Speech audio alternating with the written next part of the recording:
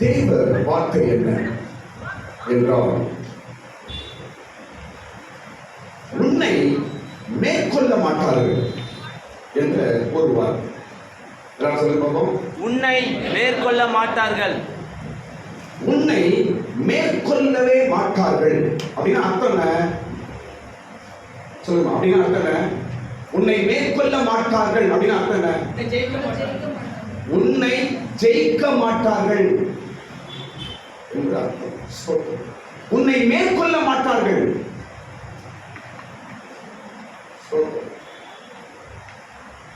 இதுதான் வார்த்தை. யாரும் உன்னை மேற்கொள்ள முடியாது. எந்த வல்லமைகள், எந்த போராட்டம், எந்த காரியம் உனக்கு விரோதமாய் வேலை செய்து கொண்டிருக்கிறதோ அது உன்னை ஜெயிக்க முடியாது என்று கர்த்தர் சொல்லுகிறார். என்ன ஆயிடுமோ, ஏதாயிடுமோ, என் குடும்பம் என்ன ஆகும், என் வீடு என்ன ஆகுமோ, எனக்கு என்ன ஆகுமோ என்று எதை குறித்து நீ கலங்கிக் கொண்டிருக்கிற? இன்னைக்கு ஆண்டுடைய வார்த்தை உன்னிடத்துல வருகிறது. உன்னை மேற்கொள்ளவே முடியாது. எந்த வல்லமை மேற்கொள்ள முடியாது, எந்த மனுஷன் மேற்கொள்ள முடியாது, எந்த தீய சக்தியும் உன்னை ஜெயிக்க முடியாது, எந்த காரியமும் உன்னை விடத்தள்ள வைக்க முடியாது என்றுதான் இன்றைக்கு கர்த்தர் பேசுகிறார். ஸ்தோத்திரம். ஆமென். இதை நம்ம எங்க படிக்கிறோம்னா, எல்லாரும் எரேமியாவின் புஸ்தகம் முதல் அதிகாரத்தை எடுத்து வைத்துக் கொள்ளுங்க. அதை தான் பேச போறேன் சப்ஜெக்ட்.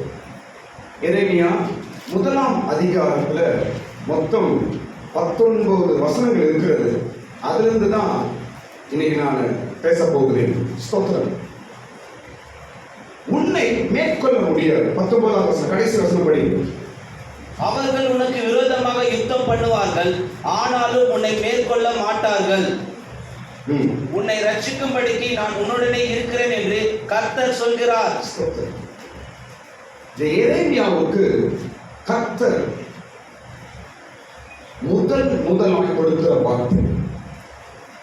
எரேமியா ஒரு பெரிய தீர்க்கதரிசி. ஸ்தோத்திரம். அவனுக்கு கர்த்தர் கொடுக்கிற ஒரு பலமான வார்த்தை. அவர்கள் உனக்கு விரோதமாய் யுத்தம் பண்ணுவார்கள், ஆனாலும் உன்னை மேற்கொள்ள மாட்டார்கள்.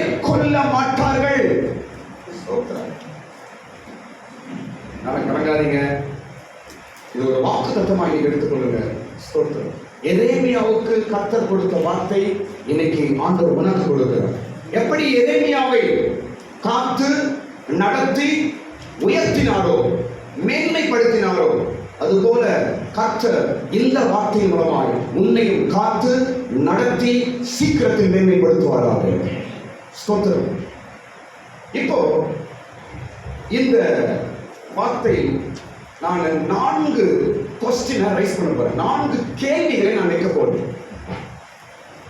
உன்னை மேற்கொள்ள மாட்டார்கள் என்று எரேமியாவுக்கு கர்த்தர் இங்கு வார்த்தை பேசுகிறாரு. இதை நான் எப்படி பேச போறேன் இன்னைக்கு, இதனால கவனிங்க, சீக்கிரம் முடிகிறேன். இதில் 4 கேள்வி நான் எடுக்க போறேன். 4 கேள்விகளாய் எடுக்க போகிறேன். முதல் கேள்வி, ஏன் யுத்தம்? இரண்டாவது கேள்வி, நாம் ஜெயிப்பதற்கு அடையாளம் என்ன? மூன்றாவது கேள்வி, ஏன் நாம் தோற்கிறோம்? நான்காவது கேள்வி, ஏன் உன்னை மேற்கொள்ள முடியாது? இந்த 4 கேள்வி தான் நீ பேசணும். ஸ்தோத்திரம். கர்த்தருக்கு ஸ்தோத்திரம்.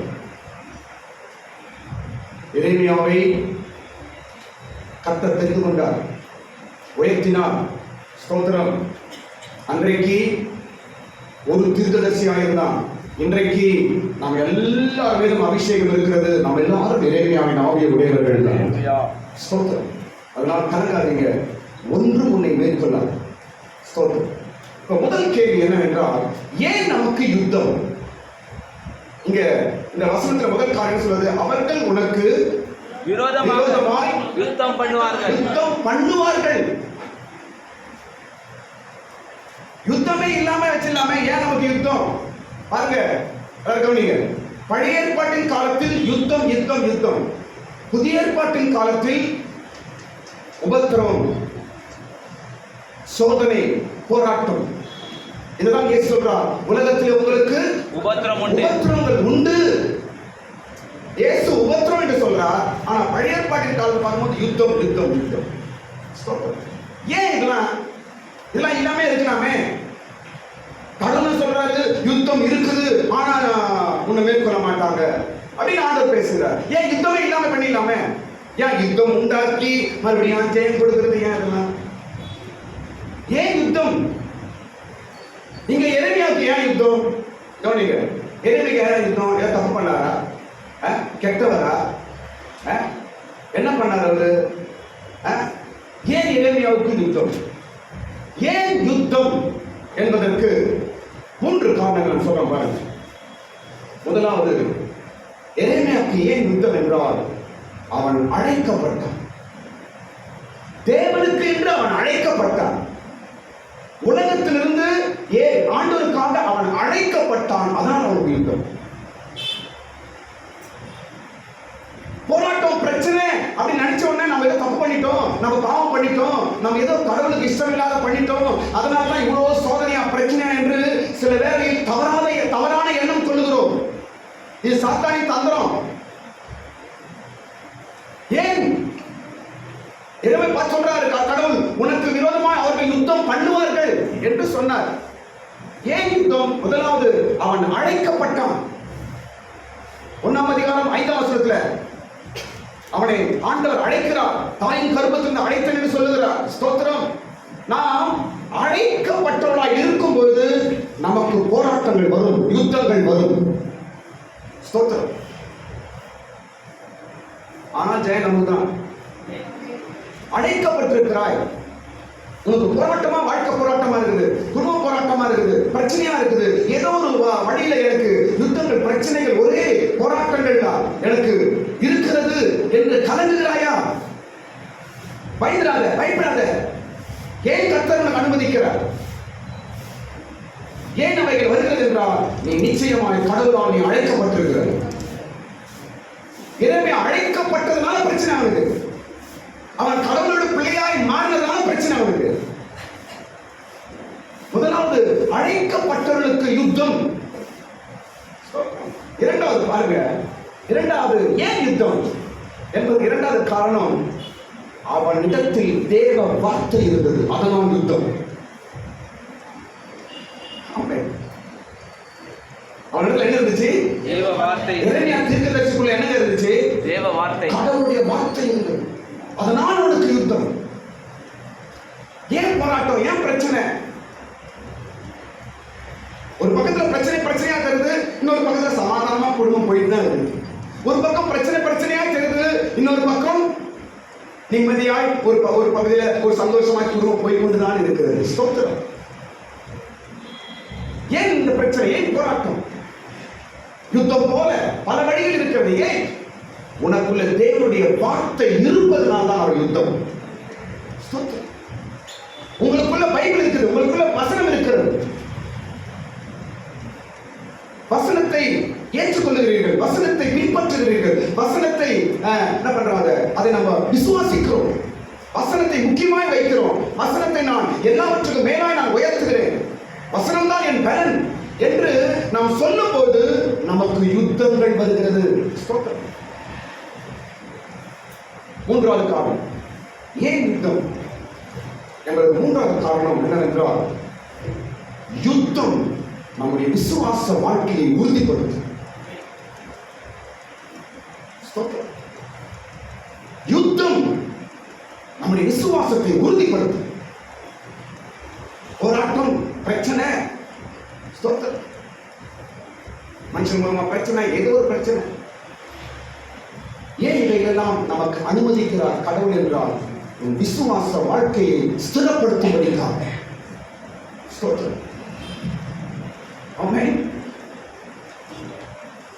இந்த மூன்று காரணங்களை உங்களுக்குள்ள வைங்க.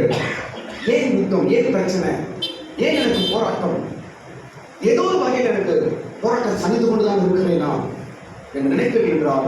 இந்த மூன்று காரணங்கள் உங்களுடைய யுத்தத்திற்கு இருக்கிறது என்பதை நிச்சயமாக நம்புகிறேன். நீங்கள் அழைக்கப்பட்டிருக்கிறீர்கள். உங்களுக்குள்ள தேவ வார்த்தை இருக்கிறது. உங்க விசுவாசம் உறுதிப்படுத்தப்பட்டுக் கொண்டிருக்கிறது. அதனாலதான் கர்த்தர் சில யுத்தங்களை உங்களுக்கு அனுமதிக்கிறார். அடுத்த கேள்வி வர போறேன்.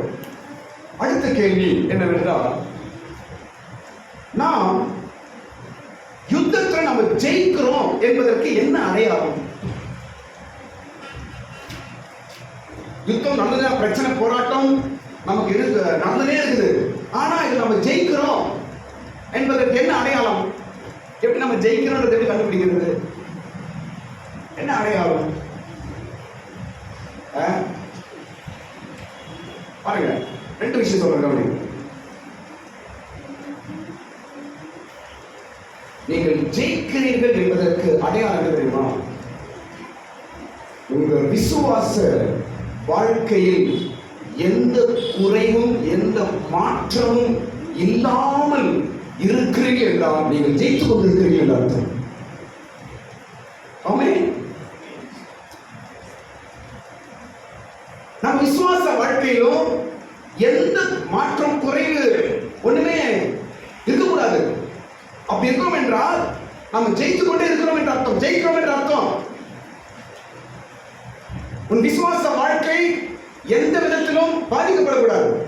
Prayer, Bible reading, family prayer, சர்ச்சுக்கு வர்றது, அதுக்கப்புறம் என்ன தனி ஜெபம், இதெல்லாம் உன்னுடைய ஸ்பிரிச்சுவல் லைஃபோட ஒரு ஆக்டிவிட்டிஸ் வச்சுக்கோங்க. இதுல ஒன்று கூட டேமேஜ் ஆகக்கூடாது. இவைகள் ஒன்று கூட குறையக்கூடாது. இவை ஒன்று கூட பாதிக்கப்படக்கூடாது. இதில் ஏதாவது ஒன்று பாதிக்கப்படுகிறது என்றால் நீ ஃபெயில் ஆவன்னு அர்த்தம். யுத்தத்தில் நீ தோல்வி அடைகிறாய் என்ற அர்த்தம். சரி, ஒரு விஷயம் கவனிங்க. எதுக்கு சாத்தான் நம்மோட யுத்தம் பண்ணுறான்? எதுக்கு நமக்கு சாத்தான் நம்மோட யுத்தம் பண்ணுறான்? எதுக்கு? சர்ச்சைக்கு போகக்கூடாது, ஜெபம் பண்ணக்கூடாது, பைபிள் படிக்கக்கூடாது, அப்புறம் என்ன, உபவாசம் இருக்கக்கூடாது, சர்ச்சைக்கு வரக்கூடாது. இதுதான் அவனுடைய நோக்கம். இதற்காக தான் யுத்தம். ஸ்தோத்திரம். அதுவே உன்கிட்ட சரியா நீ காப்பாற்றி கொண்டா என்றால் நீ ஜெயிக்கிறாய் என்று அர்த்தம். நீ ஜெயிக்கிறாய் என்று அர்த்தம். நாளாவ ஜபம் குறைஞ்சிச்சு, நாளாவ பைபிள் படிக்கிறது இல்லை, நாளாவ நான் அப்படியே பின்னாடி போறேன்னா நீ உன் யுத்தத்துல ஃபெயில் ஆக தோற்கிறேன் என்று அர்த்தம். நீ தோற்கிறாய்.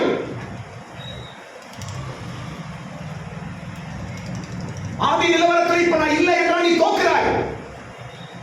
ஆரம்ப நிலவரத்தில் நான் இப்ப இல்லை என்று சொல்லுவாய் என்றால் நீ தோற்று கொண்டிருக்கிறாய். நீ விழித்துக்கொள். தாவீது யுத்தம் பண்ணாங்க, எல்லாம் கவனிங்க. தாவீது யுத்தம் பண்ணாங்க, கடைசி வரைக்கும் வாழ்க்கை யுத்தம் தான். யுத்தம். எப்படி அவன் ஜெயிச்சான்னு சொல்றது? கடைசி வரைக்கும் தேவனோடு இருக்கிற ஐக்கியத்துல ஒரு பாதிப்பும் இல்லை. அப்படியே இருந்தான் அவன். தேவனோடு இருக்கிற அந்த ஐக்கியம், தாழ்மை, அந்த பக்தி, அந்த ஜெபம் எதுவுமே அவன் குறையல. எல்லாமே கடைசி வரைக்கும் அப்படி இருந்தது. ஸ்தோத்திரம். இதான் வெற்றியின் அடையாளம். கிராஃப் இப்படி போயிட்டு தான் இருக்கணும், அப்படி ஏறிடக்கூடாது. ஸ்பிரிச்சுவல் கிராஃப் அப்படி போயிட்டு தான் இருக்கணும். கொஞ்சம் கொஞ்சமா ஒரு வேலை வந்தா அப்படி மேலே ஏறிடணும். ஒரு வேலை வந்தா மறுபடியும் ஏறிடணும். டவுன் ஆகுதுன்னா நீ தோற்கிறன்னு அர்த்தம். தோல்வியான கிறிஸ்துவ வாழ்க்கை செய்து கொண்டிருக்கிற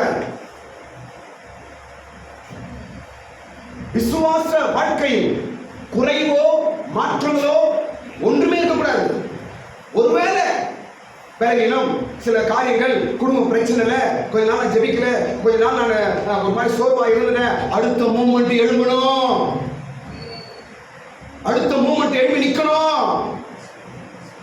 அதுதான் ஜெயிக்கிற போர் வீரனுடைய அடையாளம்.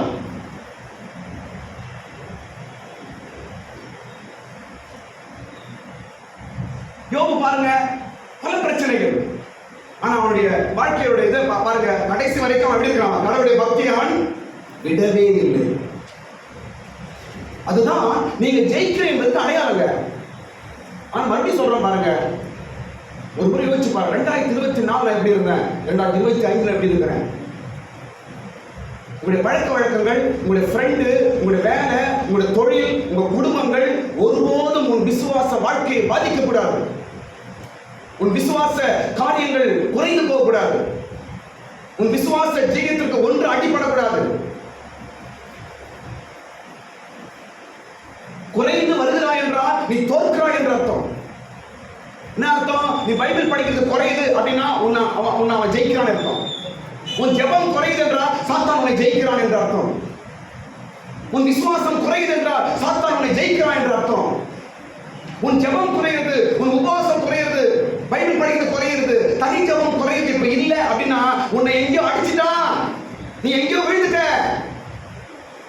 உன்னை அவன் ஜெயிச்சுட்டான் என்ற அர்த்தம்.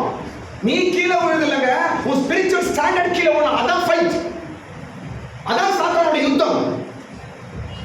நீ நல்லதா இருக்கலாம், சந்தோஷமா இருக்கலாம், சாப்பிடலாம், வருமானம், வேலை செய்ய, எல்லாம் கரெக்ட் தான். எங்க உனக்கு யுத்தம்? நீ நீ நீ நீ உபவாசம் இருந்து ஜெபித்து பல மாதங்கள் ஆயிடுச்சுன்னா சாத்தான் உன்னை அடிச்சுட்டான், உன்னை ஜெயிச்சுட்டான் அர்த்தம். நாம் ஜெயிப்பதின் அடையாளம் என்ன?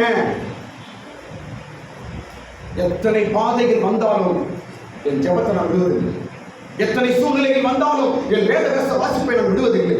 எத்தனை சூழ்நிலைகள் வந்தாலும் என் தேவ ஆலயத்தின் ஐக்கியத்தை நான் விடுவதில்லை. எத்தனை கஷ்டங்கள் வந்தாலும், எத்தனை போராட்டங்கள் வந்தாலும் நான் ஜெயிக்க என்னுடைய தனி ஜெபம், அதிகாலை ஜெபம், தனி ஜெபம், இரவு ஜெபம், என் ஜெபத்தை நான் விடுவதில்லை என்று நீ சொல்றனா நீ ஜெயிக்கிறாள் என்ற அர்த்தம். நீ ஜெயித்துக் கொண்டிருக்கிறாய் என்ற அர்த்தம்.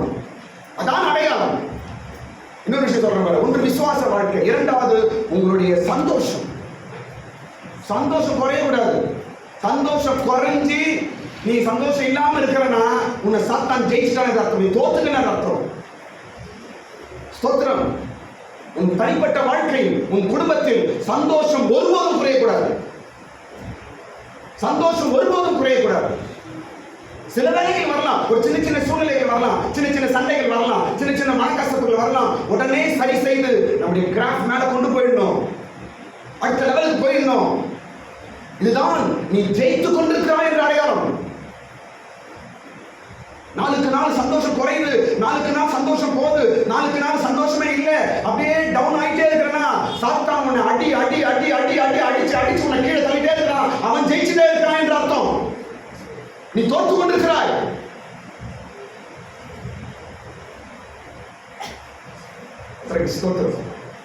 நாம் ஜெயிப்பதற்கு அடையாளங்கள் இதுதான். நான் விசுவாசிக்கிறேன், இங்க வந்திருக்கிற தேவ பிள்ளை நீங்க எல்லாம் ஜெயித்து கொண்டிருக்கிறீர்கள். ஸ்தோத்திரம். அதனால நீங்க எல்லாம் இருக்கிறீங்க. நீ ஜெயித்து கொண்டிருக்கிற பைபிளை தூக்கிட்டு தேவ சமூகத்துக்கு ஓடி வருகிறார் என்றால் நீ ஜெயிக்கிறவன். ஐயோ ஆலயத்துக்கு போனவே என்னுடைய வேதத்தை தூக்கி ஓடி வருகிறாய் என்றால் நீ ஜெயிப்பவன் அடையாளம். ஆண்டவரே என்று உன் இருதயம் தேவனை கூப்பிட்டுக் கொண்டிருக்கிறது என்றால் நீ ஜெயிக்கிறவன். ஒரு நேரம் கூட ஆண்டவரே என்று முழங்கால் படித்து நீ தனி அறையில தேவனை நோக்கி கூப்பிடுகிறாய் என்றால் நீ ஜெயிப்பவனுக்கு அடையாளம். விட்டாத. யுத்தம் வரும், யுத்தம் உண்டு, ஆனாலும் ஜெயிக்க வேண்டும் நாம் தான். ஆமென். மூன்றாவது கேள்வி, ஏன் தோல்வி? ஏன் தோல்வி? ஏன் தோல்வி? சில வேளையில் ஏன் தோல்வி சம்பவிக்கிறது? ஏன் தோல்வி சம்பவிக்கிறது என்பதற்கு ரெண்டு விஷயம் நான் சொல்றேன். எல்லாமே மன அதிகாரம் தான் இருக்கு. ஏன் தோல்வி? மூன்றாவது கேள்வி, ஏன் தோல்வி என்றால் இங்க எரேமியாவை கர்த்தர் அவனை அலர்ட் பண்றார். ஸ்தோத்திரம். என்னவென்றால் தோல்விக்கு முதல் காரணம் நம்முடைய வாய். சொல்லுங்க சொல்லுங்க. தோல்விக்கு முதல் காரணம் என்னங்க? வாய் வராது. ஏன்னா வாயை பத்தி பேசுறவங்க வாய் வராது.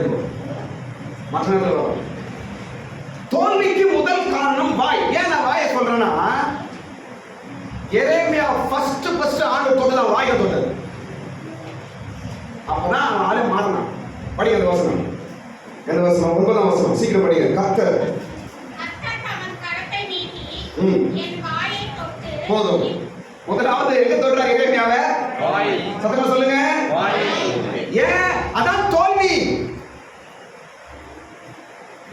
இந்த எரேமியா தோக்க கூடாது, நான் இவனை அழைச்சிருக்கிறேன், இவன் என் தாசன், இவனை தோக்க விடக்கூடாது என்று தேவன் ஒரு தீர்மானம் எடுத்தார். அதனால் வாயை தொட்டார். நாம் தோற்கிறதுக்கு காரணமே நம்ம வாய்னாங்க.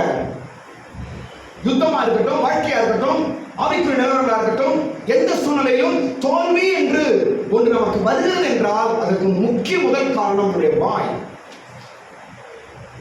இயேசுவின் நாமத்தினால எரேமியா தொட்டது போல கர்த்தர் நம்முடைய வாயை தொடுவாராக. ஏன் அவன் வாயை தொடுறாரு? அவன் வார்த்தை சரியில்லை. ஏன் வாயை தொடுறா தெரியுமா? எந்த வசனம்? 6-7 படிக்கும்போது, 1ஆம் அதிகாரம் 6-7 படிக்கும்போது அவன் பேசுற வார்த்தை கர்த்தருக்கு பிடிக்கல. அதனால வாயை தொட்டு அப்படியே அவன் வாயை அமுக்குறாரு. இனி பேசாத, உன் வாயே உனக்கு கெடுத்துரும் பொழுது அப்படின்னு சொல்ல வாயை தொடுகிறார் தேவன். அவன் பேசுற வார்த்தை கர்த்தருக்கு பிடிக்கலங்க. என்ன பேசுற? படிங்க 6ஆம் வசனம். அப்பொழுது நான் கர்த்தராகிய ஆண்டவரே, இதோ நான் பேச அறியேன், சிறு பிள்ளையாய் இருக்கிறேன் என்றான். எனக்கு பேச தெரியாது, நான் சின்ன பிள்ளை, எனக்கு பேச தெரியாது, நானு சிறு பிள்ளை, என்னால் முடியாது. இதுக்குதான் வாயை தொடர்றாரு கடவுள். இனி வர நாட்கள் நம்முடைய யுத்தங்கள் எல்லாம் வெற்றியாகி மாறணும் என்றால் கர்த்தரோட வாயை தொட்டு நம்முடைய வார்த்தைகளை மாற்ற வேண்டும். நான் சிறு பிள்ளை, என்னால முடியாது என்று சொல்றாரு எரேமியா. என்ன காட்டுது? தாழ்வு மனப்பான்மை. ஐயோ, இதெல்லாம் முடியாதுப்பா, இதெல்லாம் என்னால ஆகாது, இது எனக்கு கஷ்டம், என்னால முடியாது, அவங்களுக்கு பண்ணுவீங்க, இவங்க பண்ணுவீங்க, இதெல்லாம் மோசே கூட சொன்னாங்க. காரணம் என்ன? வாய் சரியில்லை. என்னால முடியாது, எனக்கு பேச தெரியாது. நீ பேச தெரியாது கர்த்தருக்கு தெரியாதா? நீ சிறு பிள்ளை என்று கர்த்தருக்கு தெரியாதா? சில மிஞ்சினா பேசுறது அப்படியே ஓவரா. கடவுளுக்கே நீ ஐடியா சொல்ல போயிடும் சின்ன மிஞ்சின பரிசுத்தம், ஓவரா பேசுறது, இதான் உன் தோல்விக்கு காரணம். எந்த அளவுக்கு வாயை நம்ம அடங்கிக்கிறோம் அந்த அளவுக்கு நம்ம வெற்றி பெறுவோம். நம்ம ஆமென். எரேமியாவின் முதலாவது தேவன் அவனை தொட்டது வாயை தான் தொடுறாரு. வாயை மூடு அப்படின்ற அர்த்தம். நீ வாயை அடை என்ற அர்த்தம். பேசாத. யார் சொன்ன உன்னால முடியாது என்று? யார் சொன்னது நீ சிறு பிள்ளை என்று? எரேமியா சொல்றாரு, நான் சிறு பிள்ளை. இன்னொரு சிறு பிள்ளையை கூட கர்த்தர் உயர்த்தினார். யார் தெரியுமா? தாவீது. எப்போது தெரிந்து கொண்டார் கர்த்தர்? அவனை சிறு பிள்ளையா தெரிந்து கொண்டார். அவனை ராஜாவாக உயர்த்தினார். எனக்கு என்னால் முடியாது, ரொம்ப கஷ்டம் என்ற வார்த்தைகளே நம்மளுடைய தோல்விக்கு காரணம். கர்த்தனுடைய வாய்களை தொடுவாராக. தாழ்மான பாடம், ஐயோ அவங்க அப்படி பண்றாங்க, என்னால முடியாது, அவங்க செய்யறாங்க, இவங்க பண்றாங்க, அவங்க இப்படி, அவங்க நல்லா படிச்சவங்க, அவங்க உயர்ந்தவங்க, என்னால முடியாது, எனக்கு அறிவு இல்லை, ஞானம் இல்லை, எனக்கு அது இல்லை, இது இல்லை, இல்ல இல்ல இல்லன்னு சொன்னா ஒண்ணுமே இல்லாம போயிடுவாங்க. முதல் காரணம் வாய். தாழ்வு மனப்பான்மை. தாழ்வா பேசாதீங்க.